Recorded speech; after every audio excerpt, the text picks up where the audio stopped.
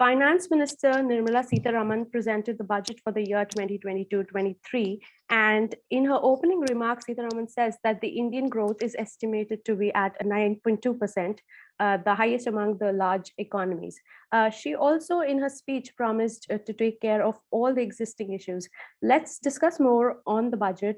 Joining us today is very eminent economist who has done extensive work, probably one of the few who have studied India's black economy, Professor Arun Kumar. So Professor, do you think that India is in a strong position to withstand challenges at the moment? Will the budget be able to accelerate the economy? So, the first thing is we should not be talking about a very strong growth at the moment, because we had gone down very high. We had gone down very substantially. And therefore, when the recovery takes place, it looked like we are doing very well. So, it was said that we had gone down by 7.5%. That figure is now being revised to 6.6%. And then we are saying on that, we are growing at 9.5%. So we are just about reaching the 2019 level officially. But unofficially, because the data does not take into account the unorganized sector's decline. And the unorganized sector has been going down since demonetization. Then it was hit by GST. Then it was hit by NBFC crisis, and then by this pandemic. And that sector data does not come regularly. That in between, it is assumed that it is growing at the same rate as the organized sector, which was true possibly before the demonetization, but is not true after the demonetization that took place. So it is declining. And that's why my argument is that we did not fall by 6.6% last year. We fell by much more than that. And therefore, the rise on that would be strong, but we'd still not be up to 2019 level, So we must be comparing the level of GDP and include the unorganized sector, then we'll get a better picture. That is why, because the unorganized sector has been hurt and it employs 94% of the workforce, that's why the unemployment has risen very dramatically. Mm-hmm. Now, in India, what happens is that we don't have social security. Therefore, somebody who loses work cannot say, I'm not going to work because I'm getting social security, I'll stay at home. So they have to go out and work. They will pull a rickshaw, they'll push a cart, they'll do head load work, they'll sell some peanuts at a bus stand, and they'll be called employed. But that's not really the employment that they're looking for, So the unemployment does not show very high, but it is the underemployment and the disguised unemployment in agriculture that becomes very high, So we have to look at our data with a different lens where we bring in the unorganized sector. Unfortunately, our policymakers have invisibilized the unorganized sector. They're not concerned with the unorganized sector, what is happening. That's why in the lockdown, it is the unorganized sector that got hit. You saw millions of workers walking back in the extreme heat with the children in tow, with luggage, on their heads and so on. Very miserable conditions, because most of the unorganized sector stays in very uncivilized conditions. There may be 5 people to a room. They won't have, toilets. They won't have drinking water. They don't have money. And 90% workers said that we don't have money to even buy 1 week of supplies, So all these crises, that is taking place. And that's why what you find is a big uproar in our country, where youth is protesting for jobs. The farmers are protesting for incomes. The public sector units are protesting about privatization. The workers are protesting that they don't have work, that their incomes have fallen. And then on top of the unemployment that is there, or underemployment that is there, inflation has been very high. So inflation figures, show that, it's running at a record high of 13.5%, in WPI, the wholesale price index, and about 5.5–6% at the consumer price index. And this figure also of inflation does not capture the full extent of inflation, because what happened during the pandemic is that the health costs rose very dramatically because there's black marketing. There's black marketing of oxygen, there's black marketing of, the ambulance charges, the medicines, and the hospital beds were not available, etc. So families spent a lot of money on that wherever there was COVID. So they got pauperized. So that, full cost of medicines, etc., is not taken into account. Similarly, in education, the cost for the families increased because the children had to use laptops and had to use internet, etc. So all that is costing money. Now, that is not included in the inflation. So many families got impoverished because of all this, and that is not captured. So therefore, the crisis today is of unemployment, loss of income, of people, closure of micro units. And this is what is creating a big problem as far as the economy is concerned. And when you have such problems, then, there is a socially explosive situation that is being created. So you saw youth, protesting in Patna, in Bihar, in Allahabad, in UP, and in other parts of the country. The budget was expected to help somewhat in all this. But this budget is very disappointing because the employment generation schemes have not been provided the funds that should have been provided. And there is nothing which is there to control the inflation. And the micro sector, where a lot of employment is there, which has gone out of employment at the moment, there's very little for them. So in terms of employment, in terms of income generation, in terms of micro units, there is very little in this budget. I want to look at the budget through a common man's lens. So the government hasn't introduced any new taxes or cess like in many other countries. And so do you think that they've played it safe and neutral, keeping in mind upcoming state elections and being mindful of avoiding any political damage? So you see, there are two kinds of taxes, direct taxes and indirect taxes. Now, direct taxes fall on the well-off sections, indirect taxes fall on the bulk of the population, including the poor people. A poor person who buys a chappal, who buys a katori, who buys textbook for the children also pays indirect taxes, but he does not come or she does not come in the direct tax net. So as the Prime Minister said, last year in August, that in India, effectively only 15 million people out of 1.4 billion are direct taxpayers. Okay, so the direct taxes, that is income tax and corporation tax, is paid by only 1.1% of the population. So that's why you see direct tax cut would only benefit the well-off sections, and not raising the direct taxes is only to the benefit of the well-off sections, not to the middle class or the lower middle class or the poor people in the country. The middle class and the lower middle class and the poor people in the country are affected more by the indirect taxes, because indirect taxes are pretty high. So whatever you buy in the market has an indirect tax. GST is there, excise duty is there on petroleum goods, etc. So that's where you're paying most of your taxes. So I think what needed to be done was to raise direct taxes and lower the indirect taxes. Now, in the budget, you cannot lower GST because that the GST Council has to do. So therefore, what you could have done is you could have cut excise duty on petroleum goods because that has been very inflationary. So that is one thing that could have been done to take care of or rather lower the inflation. And second is it could have been announced that we will try and work with the GST Council to lower the indirect taxes. And because the government and the ruling party has a majority in the GST Council, they could have done it. But they themselves don't want to do it, and that is what is hurting the people. So not raising direct taxes actually is only benefiting the well-off sections. The well-off sections, that is the people who are investing in the stock market, etc. They are the ones who are expecting that maybe there'd be a wealth tax, maybe the income tax rate would go up, maybe the corporate tax rate would go up, because the wealthy people have done very well in the stock market. Their wealth has doubled in the stock market, So while the bottom 90% has been going downhill, the top 2-3%, they have gained a lot of incomes, they've gained a lot of wealth. So they were expecting. Now, when you don't do that, that's why the stock market has reacted very positively.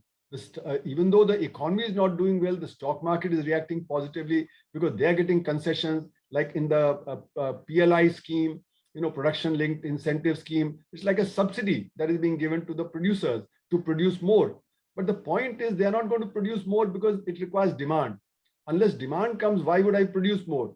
So what they will do is they'll pocket the money, but that will not help to boost investment. That will not help to boost the growth of the economy. So that's why some of these things that are being done, to benefit the well-off sections in the budget, whereas the poor people, what they needed, that is not being done. So the budget will actually accentuate the inequality in the country. What is the intent behind the 30% taxation on digital currencies? The digital currency is not going to be taxed. It is the cryptos and the other such, things. So the two things, when you talk about cryptos, they can be used for exchange and they can be used as asset, so they can act as money and they can, act as a store of value. Okay. So it is the speculative aspect of the crypto that is leading to a lot of people investing money there, including some lower middle class people, etc. But the cryptos are also like a Ponzi. Because let us take the example, there are about 10,000 different kinds of cryptos at the moment. Mhm. The best known is the Bitcoin. Now, Bitcoin has an upper limit of, I think, 20 million, 21 million or 23 million, something like that. So as you mine more and more of the Bitcoins, it becomes more and more difficult to mine it. And it takes a lot more computer power. So all the cryptos together are now consuming 3 to 5% of the world's energy. And that is why you see there's a lot of speculation in the cryptos. So the value of the crypto, which when it first was transacted in 2009, the Bitcoin, you could buy one pizza for something like $10,000. So the value of one Bitcoin was 1 upon 2,500 of a dollar. And then it rose to $60,000. That means it rose by 100 million times. So no other asset has risen by that much. And that's why seeing that, Bitcoins are rising, cryptos are rising, people started investing there. But it is highly volatile. In November, it was at $60,000, then it has fallen to $30,000. So it keeps going up and down. And a lot of the young people who are investing, they may have lost a lot of money because it was being advertised very heavily, and they may have invested and then lost their money by investing there. The second thing is that if the cryptos begin to replace your fiat currency that the central bank introduces, then it will affect your financial sector. It will also affect your banking sector. There'll be major issues that will come up in the financial sector, in the banking sector. Third is it is being used for criminal activity. What is happening is that there are a lot of fake exchanges that are being created just to siphon out people. Recently, we had the case where people associated with Hamas, they stole the money from the wallet and passed it on to Hamas. So a lot of people are doing illegal activity like hacking and then demanding that they be paid in Bitcoin. They be paid in cryptos. So therefore, to stop all that, what the government has done is put a tax on the not on that the money that will be created by RBI, but on the cryptos. So if you're buying and selling cryptos, then you're speculating on it. On that, the tax is being put. Okay. Whereas the RBI will create a digital currency called the central bank currency. On that, there's no tax. So central bank currency is like your rupee. And now many central banks in the world are thinking of creating these digital currencies so that people don't shift toward the cryptos. Now, when you have enough, because on the digital currency that the RBI creates or other central banks create, there'll be no limit. As the demand increases, they can issue more and more of that currency. But on the cryptos, artificially, scarcity is created. So once you have enough of the digital currency available, then the speculative activity on the cryptos will go down. But the point is, you could not ban the cryptos at this point of time because cryptos is a global thing. You can buy it through the internet. You can take your money out through the liberalized remittance scheme to some tax haven, and through that you can buy it. So, and El Salvador has made it legal. In the US, you can trade on it. So therefore, through internet, you can continue to trade. So the genie is out of the bottle. Now you can't bring it back into the bottle. So therefore, you have to do something else. You can't ban it now. So short of banning, you make it difficult. You make it, less lucrative by putting tax, etc., so that a lot of people don't get entangled in it and they don't lose out their money. Because as I said, it's like a Ponzi scheme. Those who entered early, like if you entered in 2009, you would have made $100 million, by now. Okay, but those who are entering now, if the crypto falls from $60,000 to $30,000 value, half your money is gone, right? So it's like a Ponzi scheme. Those who entered early. So there are a lot of problems with that. And therefore, there's need for regulation, there's need for tightening up, and how the central bank RBI will introduce the digital currency, we have to wait and see. At this point, we don't have the full details, but it'll help, so it'll be on blockchain. So blockchain is the technology on which this is created. It'll be on blockchain using the blockchain technology, but how it'll work out, we'll have to wait and see. But the common man will not be able to use the digital currency because for that, you need to create wallets, you need to have internet connectivity, you need to have electricity. So it is for the well-off sections and for the businesses that the cryptos, the digital currency created by the central bank would be useful, but not for the common man. Yes, like you've mentioned, so although NFTs are also a good concept of keeping data on blockchains, however, with little intrinsic value, they've become overly heated in valuation. So do you believe that it is more of a bubble when nothing of real intrinsic value is present there? So NFTs and all these things that are being created, these new kinds of assets, they're in a bubble because you create a unique thing. There's only one of it. Now, if Amitabh Bachchan is there with something of his, on NFT, then people will value it. It's just like artwork. I mean, a Picasso or something. Because you value it very highly, and rich people want to have it, so they're willing to pay high sums of money, right? So that kind of thing will continue. But if you put a heavy tax on it, then the speculative activity will be down. And if the speculative activity is down, then the rise in the value of these things will be also much less. Mhm. Now, moving on to the agricultural space, it is said that Kisan drones will be introduced to take care of various aspects of farming. So how do you see that benefiting the farmers? See, basically, the government is pushing for digitization and these kind of things. But this is all, in my judgment, basically gimmickry. What you at the moment need is that 86% of the farmers are small and marginal farmers. They are cultivating less than 5 acres. That's less than 2 hectares of land they're cultivating. And they are the ones who are in deep trouble because they're not getting the price for their produce that they should get. So that's why they're very vulnerable. They are very poor people. So you need to support them. And the government brought in those 3 bills earlier to corporatize agriculture. Now, when they are not able to deal with the current situation, how would they be able to deal with the corporate sector? So therefore, that was why the farmers were protesting. And that protest, even though it was in North India, in Haryana, Punjab, West UP, etc., but it represents the problems that farmers all over the country are facing. So what you need to do is talk about how to get them the minimum support price and have a minimum support price for all crops.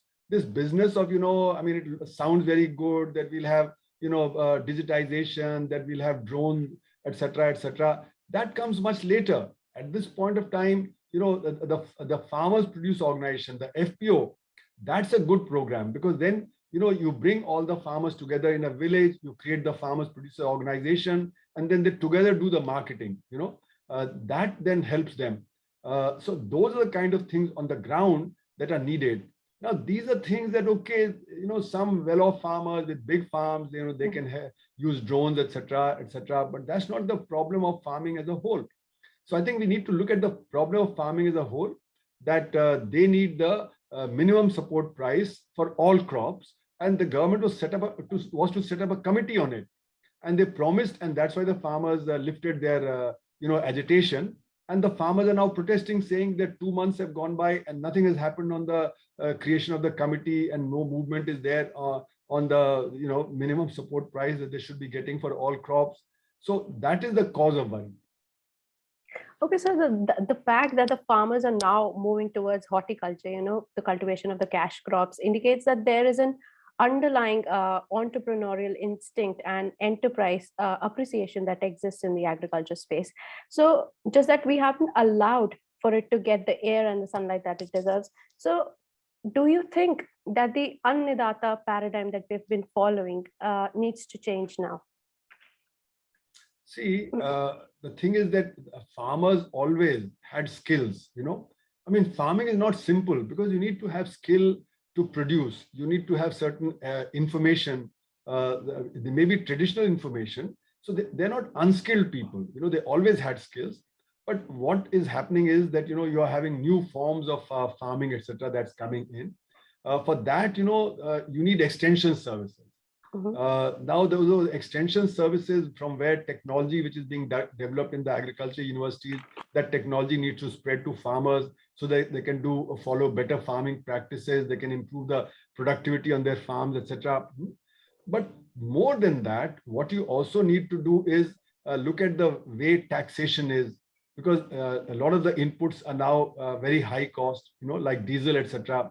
So you have taxed diesel quite high. So the diesel cost has gone up. Similarly, fertilizers, at this point of time, fertilizer prices have gone up. So their cost of production has gone up. And that's why their income is getting squeezed. So I think the first set of priority is how to get them a higher income. Now, that would require both productivity increase as well as creating non-farm employment. because there's excess of people in the farming sector, what's called disguised unemployment. They don't have much work, but they'll just do something on the field. So to tackle disguised unemployment, you need to create non-farm rural employment. So if you create that non-farm rural employment, then they'll not only get income from farming, they'll do other things also. Now, when it comes to horticulture and to other such things, there also they need technology, they need inputs into production. So there has to be diversification, like dairy, poultry, horticulture, floriculture, etc. But many of these things are quite risky also, because you can invest in them and then lose a lot of your money. So that's why a lot of small farmers who cannot take the risk will continue with the traditional farming. But whoever can go, and that's where the farmers produce organizations will be helpful, because they'll bring in both working capital, they'll bring in technology, and they'll bring in marketing. So these three things are what is lacking. And if that begins to happen, then it'll help. You also need a lot of investment in rural areas on, say, for instance, building warehouses, cold chains, etc. Then infrastructure into the rural areas, so that produce can come out of the villages into the mandis, and at the mandis you need better infrastructure so that the farmers don't get cheated. So all this is required. So a lot of investment into agriculture. Unfortunately, public investment into agriculture has been very minimal. And in this year's budget also, what we find is that the allocation to agriculture and allied activities is not rising. It must rise quite rapidly, so that much more cold chain and other infrastructure, etc., gets created. Unfortunately, the government is saying that let the private sector do it. So then corporatization will come in, and when corporatization comes in, the farmers, the small farmers, they cannot deal with it. I would say that if a big corporate comes in like a Adani or a Ambani, then even the big farmers will not be able to deal with them, because they have a battery of lawyers who can push things in the court, whereas even the well-off farmer will not be able to deploy a good lawyer to be able to protect his interest. So therefore, agriculture, we should not go in for corporatization. We should support the farmers as they are by providing them with technology, by working capital and so on. So if you are a business, then what do? You borrow, and on that you pay interest. You don't return the loan, you only pay interest. But for the farmer, every crop, they have to return the loan. Okay. It's not that they simply pay the interest. So one of the things that needs to be done is that they be allowed to only return the interest that is due on the loan. As long as they keep paying interest on the loan, then it should be that the loan is continuing loan. They don't have to apply for loan again, repay the loan, then again apply for loan. So what happens is that when they are forced to repay the loan as soon as the crop comes, then they have to sell the crop immediately in the market to be able to get the money to be able to repay. And therefore the price crashes. Right. So therefore, these are some of the things that need to be done in farming, that to protect the farmers and to give them a higher income. Okay, so how do you view privatization of government sectors? When we talk about privatization of the public sector, you see, you have to go into the history of the public sector. The public sector was set up because the big businessmen in India, they said we don't have capital to set up infrastructure. And we don't have capital, so public sector must come in and set up the steel plants, railways, highways, and various other things. Also, the private sector did not have enough funds to be able to set up universities, colleges, hospitals, etc. So the public sector was set up as an aid to the private sector, that it would help the private sector to grow. And that is what the role the public sector has played in India, that it has had a lot of social obligations. So like public sector units were set up in backward areas, like, BHEL was set up in Haridwar, where there was hardly any infrastructure. So not only did you set up BHEL, but you also had to strengthen roads and bridges so that heavy machinery and railways, etc., could be, traveling through that. Similarly, you set up, your steel plants in very backward areas. So those backward areas started developing. So therefore, the public sector was not set up basically to earn a profit. Public sector was set up basically to actually provide support to the private sector. So the Indian economy has been a capitalist sector supported by the public sector. Now, what you're doing is that you're saying, okay, public sector, how much profit is it generating? And if it's not generating good profit, then you say that it's inefficient. So the efficiency of public sector and efficiency of private sector has to be looked very differently. Second thing is that you see the public sector was never given the autonomy it should have been given. The politicians and the bureaucracy were always dominating over them, the public sector units. And therefore, there's a lot of crony capitalism that came in.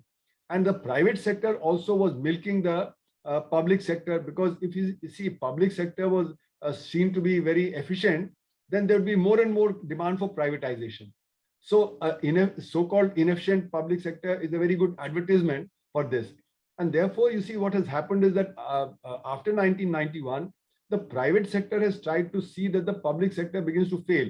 So like in Delhi, when the private the telephone companies were coming, every week you would hear that 1 kilometer of line is stolen, 2 kilometer of line is stolen, and 5,000 lines are dead. Now, when the image of the MTNL became that it was inefficient because, you know, lines are being stolen, lines are going dead, whereas the private sector guys who are coming, they're providing you with efficient services, you know. So therefore, there was a shift. So large number of people like, say, from ONGC, you know, those who are the top managers, they were recruited by the private sector in the oil companies. So what has been done systematically is to actually lower the profitability of the public sector so that it can be privatized. You know, and in the public's eye, it appears, oh, the public sector is very inefficient, it cannot give a profit, so why not privatize it? You know, look at Air India, for instance. Now, Air India was deliberately made sick. You know, you merged Indian Airlines with Air India, and then you made it buy 100 aircrafts, which were not needed. So it was overcapitalized, and because it was overcapitalized, therefore, then, you know, it started having heavy interest burden, and then you said that there's a big loss, you know. So it is true that it was overstaffed. There's no doubt that it was overstaffed, but also everything was done to make Air India fail. Similarly, in 1991, when the new economic policies came, at that time, there were 35 public sector units which did not have a managing director or a chairman or a finance director.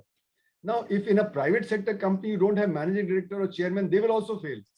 Then the social obligation, like one company I studied, NPCC, it was forced to develop a railway line in Iraq at 135 crores, and Iraq never paid them. Okay. Now government didn't pay them, and the interest started accumulating on 135 crores. So the entire loss of the NPCC became was because of this line. Similarly, BHEL was asked to set up, you know, a 500 megawatt unit in Libya, for which it did not get the payment because that was a state to state. Now, if you do things like that, then obviously the losses will amount. So therefore, I argue that in India, public sector has been deliberately made to fail. You know, deliberately obligations are put on it. Like, you know, Bhilai steel plant had to supply rails to the railways for 15 years without raising prices. Okay. Now, the Bhilai, if it doesn't raise prices and all prices are going up, then it'll run at a loss, right? So the public sector, because of social obligations and the manner in which the crony capitalism took place and the manner in which the private sector want the public sector to fail, so public sector was seen to be a burden on everybody. Whereas actually, if you wanted, you could run it efficiently. So the political will was not there. So I think the problem is, as Joan Robinson says in one of her books on development, that in a sector where there's a private sector and public sector, slowly the public sector will fail. Because the private sector will see to it that the public sector fails. You know, they'll manipulate politically, they'll manipulate bureaucratically, etc. So in a mixed economy, where the private sector is the leading sector and there's crony capitalism, then the public sector survival becomes very difficult. And that's why now we're going for privatization. However, this pandemic has taught us that it's the public sector that comes to the help of the public, you know, whether it be the movement of people during the COVID, whether it be the banking through which money was given to the poor people, whether it be people who had to be brought back from abroad, whether it be hospitals and dispensaries, the public sector came forward. So pandemics will keep coming. This pandemic, as I've discussed in my book on the pandemic, which came out in December 2020, I've said that, you know, this is the 7th new virus in 20 years. So we had H1N1, SARS, MERS, Ebola, etc. This is the 7th. So every 2-3 years, a new virus is coming. So we have to be ready for pandemic. And in a pandemic, the private sector will not come forward to support society. It has to be the public sector. So the time is to strengthen the public sector rather than privatize it, Because once you privatize it, then the instrument that is available to the government to help the people, that instrument will also disappear. So I think we are axing our own feet by doing this kind of privatization, rather saying, okay, let us see how we can run the public sector, properly, without corruption, without overstaffing, etc. So I think that our focus has to change rather than going for privatization. Okay, so do you think that the government is trying to keep the fiscal deficit at bay and contain it by selling the government stakes? Yes, of course, that is one of the reasons why they're selling it. But you see, what you are doing is, in India, as I said earlier, we are one of the lowest tax country in the world. Our direct tax to GDP ratio is 5.5%. Even most developing countries have 9 to 10%, and developed countries have 20 to 22%. And why is that? That's because of the black economy that the private sector generates. If the black economy, which according to my estimate is 60% of GDP, if that could be brought into the tax net, then instead of having a 16-17% tax GDP ratio, we would have a 40% tax GDP ratio. Then there would be no deficit in the budget. The deficit of, say, 9% or 10% in the budget would have become a surplus of 14%, which we could have then invested in employment generation, into education, into health, etc., etc. So what has been happening is that because of the black income generation, our direct tax to GDP ratio is very low, and that needs to be raised. Once you raise that, then there'll be enough resources for development, right? At this point, we say we don't have money for education, we don't have money enough for health. So our Kothari Commission in 1968 had said that we need to spend 6% of GDP on public education. We have never crossed 4%. Similarly, on health, we should spend 3% of GDP on public health. We've never crossed 1.4%. So therefore, we are grossly underspending on public education and public health, whereas it's very necessary if our children are to be productive. And that's why you find the level of education abysmal in the rural schools and in the government schools in most parts of the country. So ASER reports, which have been coming since 2005, they point out that 50% children in the 5th class in rural schools cannot read second-class textbook, cannot do second-class mathematics, and cannot do second-class writing. And that is because the condition of our rural schools is very, very weak. Similarly, in government schools in the urban areas, you may have 70 children, 80 children in a class because there's a shortage of teachers. Now, for a teacher to run a class of 70, 80, there's no individual attention. And that's why there's a problem there. So in other words, the fiscal deficit could have turned into a fiscal surplus, provided we tackle the black income generation in the country. Okay, so what are the sectors that are likely to flourish with the plethora of schemes that were announced? So, in this pandemic, we can see that the sectors that are doing very well are the technology sectors, e-commerce, your FMCG sector, your pharma sector, because there's demand. But the sectors that are not doing well are contact services, like in hospitality, in travel, tourism, etc. And then the unorganized sector has been very badly hit. So the organized sector also is not doing well everywhere. It's only in certain sectors that it's doing very well. But in other sectors, the organized sectors also not come up. And that's why the RBI data suggests that capacity utilization still remains below 70. Now, if capacity utilization remains below 70, then the investment will not take place as much as it should. And if the investment is less, then the rate of growth will also be less. Okay, to sum it all up, there have been analysts who have called the scheme, the budget, to be pragmatic. So how would you describe it? A safe bet, boring, revolutionary, or out of the box? The budget does not address the problems we are facing. There's a social revolt that is taking place, the way farmers are protesting, the students are protesting, the micro sector people are protesting. So if we don't do anything about it, the situation is becoming explosive. And if it becomes explosive, then we will have to pay a heavy price, both internally and externally. Externally, there's China at our border, we're having problems. And if we have internal dissent and internal dissension, then China will take advantage of it. Pakistan will take advantage of it. So we need to be internally strong. That means we have to take care of our poor. If we don't take care of our poor and there is a revolt there, then that will weaken the nation. So this budget, which does not take care, in spite of the pandemic, in spite of it now being known that 84% lost income, in spite of that, if you don't take care of the poor, you don't help them with employment, you don't help them with increasing income, then the budget is missing an opportunity. And whatever it's planning, it says that we are doing supply side economics. We are doing for 25 years. We are doing for the centenary year what we will do over 25 years. But my argument is that if your house is burning today, then you need to throw water today. You can't say, I will set up a fire station near your house in 5 years' time. By then your house is burned. So therefore, to say we are planning for 25 years and the PLI scheme in the next 5 years will do this, and the Atmanirbhar Bharat scheme will do this in the 5 years, it's like, selling dreams. But today's problem, if you don't take care of it, then whatever you're planning for 5 years or 10 years or 25 years, that will also not happen. So I think this budget is remiss. It needed to take care of the people, the 80% people who've lost incomes, and not just plan only for the top 5% or the top 10% who the top 2% who benefit from the stock markets. So in that sense, I would say we are not seeing beyond our noses. We have to see beyond our noses and say what are the real problems and solve those problems. That is where I would say the budget is a complete disappointment. Because if in a situation where we saw last year, you see, earlier we would always not see the poverty because we could live comfortably in our own homes. But now when millions of people walked back, we saw the poverty, and a lot of middle class and upper middle class people became suddenly conscious of how poor the conditions are for the bulk of our population. 5 people living in a room, how can they be crowded for 24/7 in a 10 by 10 room? They can't. So we have to provide a living wage to our workers. Otherwise, there'll be a crisis. And now there's unemployment, there's lots of income to add to all that. So the budget needed to make, right steps. So we don't need to give concession to the top 2% or top 5%. We need to get money and make the life of the bottom 90% better. If we don't do that, I think it's a tragic situation, I would say.